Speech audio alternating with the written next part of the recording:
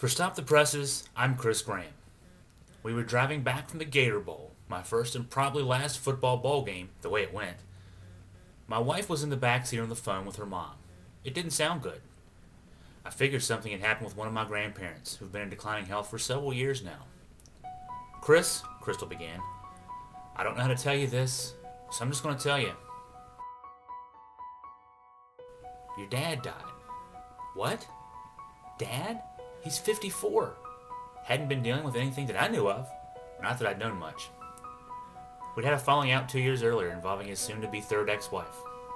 A serious one. I'll leave it at that, except to say that I didn't really care if I ever saw the old guy again. Yeah, it was that bad.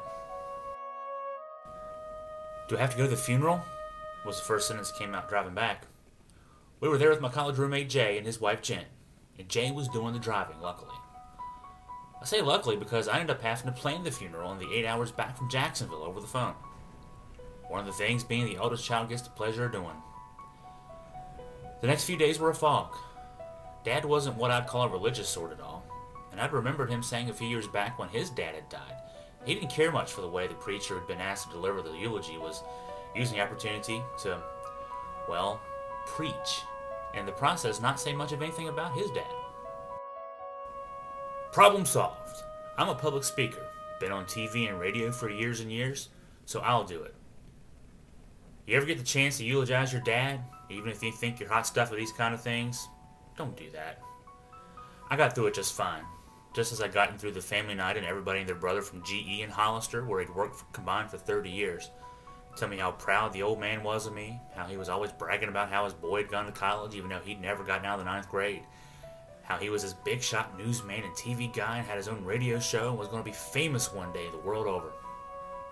The one that bothered me the most, and does to this day, was when one of his sisters told me that he confided in her a couple of weeks before his death that he felt bad about what had happened between us and wanted to make amends. Did she think I'd ever forgive him?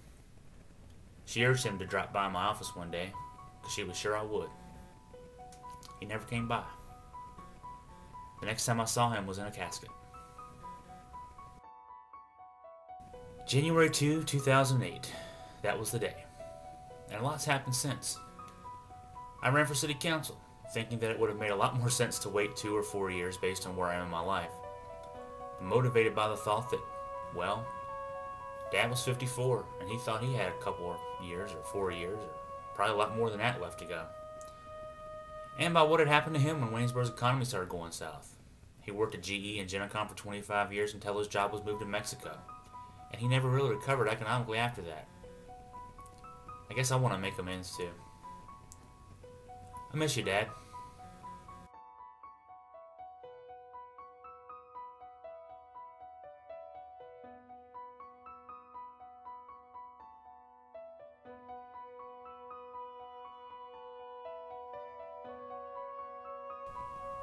For Stop the Presses, I'm Chris Graham.